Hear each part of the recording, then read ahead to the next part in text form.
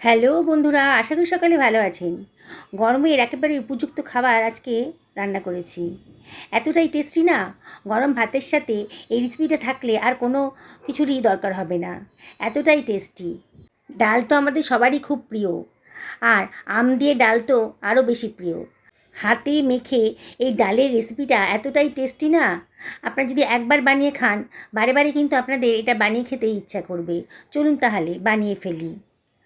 আমি এখানে 1 বাটি পরিমাণ ডাল নিয়েছি, 2টো আম নিয়েছি, আর 250 গ্রাম মতন পটল নিয়েছি।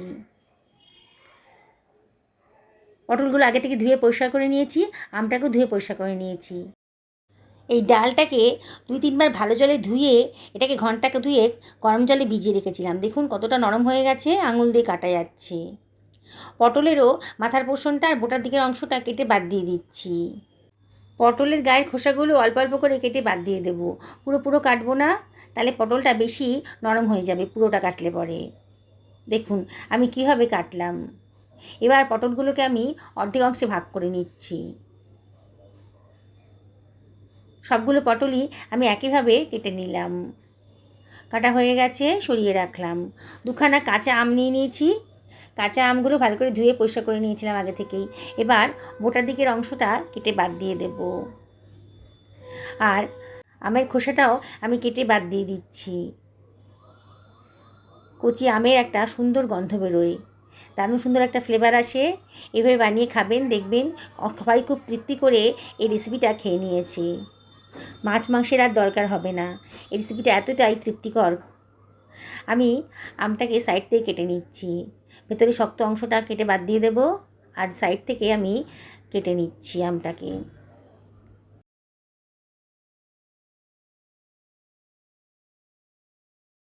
ভেতরে সাদা অংশটা দেবেন না, এটা কিন্তু তেতো হয়ে যাবে। এগুলো কুশি, আমের কুশি। এইভাবে আমগুলোকে আমি লম্বা লম্বা করে কেটে নিচ্ছি। খুব বেশি বড়ও করিনি, আর খুব বেশি ছোটও হবে না। পুরো আমটা আমার কাটা হয়ে গেছে, সরিয়ে রাখলাম। একটা কড়াইয়ের ভেতর, যে কড়াইতে আমি রান্না করব সেই কড়াইতে জল ঝরানো ডালটা দিয়ে দিলাম। কেটে রাখা আমের টুকরোগুলোও দিয়ে দিলাম, আর দিয়ে দিচ্ছি পটলগুলো। কেটে রাখা পটলটাও দিয়ে দিলাম। 1 টেবিল চামচ লবণ দিয়ে দিলাম, আর এর ভেতরে দিয়ে দিচ্ছি 1/2 টেবিল চামচ হলুদের গুঁড়ো। এর ভেতরে দিয়ে দিচ্ছি 1/2 টেবিল চামচ ধনের গুঁড়ো, 1/2 টেবিল চামচ জিরের গুঁড়োও দিয়ে দিলাম। এবারে এর ভেতরে আমি দিয়ে দিচ্ছি 2 টেবিল চামচ সর্ষের তেল। এই রান্নাটা সর্ষের তেলে করলেই পরেই খেতে বেশি ভালো লাগবে। এবার হাত দিয়ে সব কিছু খুব ভালো করে মাখিয়ে নিচ্ছি। খুব ভালো করে মাখিয়ে নিতে হবে, তাহলে কিন্তু রেসিপিটা দারুণ সুন্দর টেস্ট আসবে। বন্ধুরা, রেসিপিটা যদি ভালো লাগে তাহলে লাইক শেয়ার কমেন্ট করতে কিন্তু ভুলবেন না। আপনাদের সাপোর্টের জন্যই এতদূর আসতে পেরেছি, তাই আপনাদেরকে অসংখ্য ধন্যবাদ। নতুন বন্ধুদেরকে রিকোয়েস্ট করব আমার চ্যানেলটা সাবস্ক্রাইব করার জন্যে। পাশে থাকা বেল আইকনটা অবশ্যই ক্লিক করে দেবেন, তাহলে আমার নোটিফিকেশানটা আপনার চটজলদি পেয়ে যাবেন। কতগুলো কাঁচা পাকা লঙ্কা দিয়ে দিলাম, দিয়ে এবার গ্যাস ওভেনে বসিয়ে দিয়েছি। আর এর ভেতর দিয়ে দিলাম গরম জল। জলটা এমন করে দিলাম যাতে সমস্ত সবজি আর ডালটা জলের ভেতর ডুবে যায়। এবার নাড়াচাড়া করে দিচ্ছি, গ্যাসের ফ্লেমটা ধরিয়ে দিয়েছি। ভীষণই টেস্টি রেসিপি। এবার এটাকে আমি ঢাকা দিয়ে মিডিয়াম টু হাই ফ্লেমে মিনিট 5 রান্না করে নেব। 5 মিনিট বাদে দেখুন ডালটা কিন্তু ফুটতে শুরু করেছে। দেখেই মনে হচ্ছে অনেকটা নরম হয়ে গেছে সবজিগুলো। একটু নাড়াচাড়া করে দিতে হবে।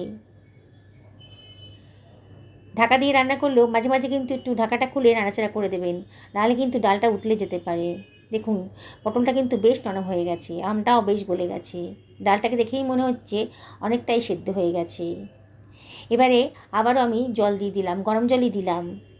আজকে ডালটা কিন্তু একটু পাতলা হলে খেতে ভালো লাগবে, সেই জন্যে এইভাবেই ডালটাকে জল দিয়ে দিলাম আমি। তবে আপনারা যদি মনে করেন যে একটু গ্রেভিটা ঘন রাখবেন ডালের, তাহলে জলটা একটু কম দেবেন। সব কিছু খুব ভালো করে মিশিয়ে নিচ্ছি। আমি এখানে 1 টেবিল চামচ মতো চিনি দিলাম, আর 1 টেবিল চামচ মতো লবণও দিলাম। লবণটা একটু কম লাগছিল। চিনিটা অপশনাল, তবে টক ডালে যদি একটু চিনি দেন না, টেস্টটা কিন্তু দারুণ সুন্দরভাবে বেড়ে যায়। গ্যাসের ফ্লেমটা লোতে রেখে এটা ফুটতে দিয়েছি। আমি একটা তড়কা প্যান বসিয়ে দিয়েছি। এর ভেতর দিয়ে দিলাম 1 টেবিল চামচ মতন সর্ষের তেল, কতগুলো শুকনো লঙ্কাও দিয়ে দিলাম। তেলটা যখন গরম হয়ে গেছে, এর ভেতরে দিয়ে দিচ্ছি 5 ফোড়ন, হাফ টেবিল চামচ মতন, আর দিয়ে দিলাম হাফ টেবিল চামচ মতো রাঁধুনি ফোড়ন। দারুণ সুন্দর একটা গন্ধ বেরোচ্ছে। গ্যাসের ফ্লেমটা কিন্তু একেবারে লোতে রেখেছি। খানিকটা কারি পাতাও দিয়ে দিলাম। গ্যাসের ফ্লেমটা এই সময় অফ করে দিয়েছি। দেখুন তরকাটা কিন্তু রেডি হয়ে গেছে। এবার এর ভেতর দিয়ে দিচ্ছি 1 টেবিল চামচ গাওয়া ঘি। গ্যাসের ফ্লেমটা অফ করেই দেবেন, নাহলে কিন্তু পুরোটাই পুড়ে যাবে, তখন পোড়া গন্ধ বেরিয়ে যাবে। এইবারে এই তরকাটা আমি গরম ডালের ভেতর দিয়ে দিচ্ছি। দারুণ সুন্দর টেস্ট আসবে। যাকে খাওয়াবেন না সেই কিন্তু এই রেসিপিটা আপনার কাছে জানতে চাইবে। সাধারণ ডালে এত সুন্দর টেস্ট এসছে। এবার খানিকটা ধনেপাতা কুচি আমি এর ভেতরে দিয়ে দিচ্ছি। সব কিছু আবারও ভালো করে মিশিয়ে নিচ্ছি। বন্ধুরা, আমি আপনাদের রিকোয়েস্ট করব, যারা ফেসবুক থেকে দেখছেন তারা যেন আমার পেজটা ফলো করেন। এবারে ঢাকা দিয়ে মিনিট 5 লো ফ্লেমে রান্না করে নেব। অসম্ভব টেস্টি রেসিপি। একদিন যদি বাড়িতে বানিয়ে খান না, দেখবেন আর অন্য কোনোভাবে ডাল বানাতে ইচ্ছে করছে না, এইভাবেই বানিয়ে খেতে ইচ্ছে করছে। গ্যাসের ফ্লেমটা অফ করে দিয়ে আমি একটা পাত্রের ভেতর ডালটাকে সার্ভ করে দিচ্ছি। দেখুন কালারটা। ডাল খেতে আমরা প্রত্যেকেই খুব ভালোবাসি, আর এই ডালটা যদি খান না, ডালের প্রতি ভালোবাসা আরও বেড়ে যাবে। গরমের দিনে একেবারে উপযুক্ত রেসিপি। গরম ভাতের সাথে এরকম একটা ডাল থাকলে পরে আর কিছুই চাই না, এতটাই টেস্টি। দেখুন ডালটা খুব বেশি ঘনও হয়নি আর খুব বেশি পাতলাও হয়নি। তাও আপনাদেরকে আমি রিকোয়েস্ট করছি, একদিন অবশ্যই বাড়িতে বানিয়ে ফেলুন। হেলদি খান, সুস্থ থাকুন, ভালো থাকুন। নমস্কার নেবেন।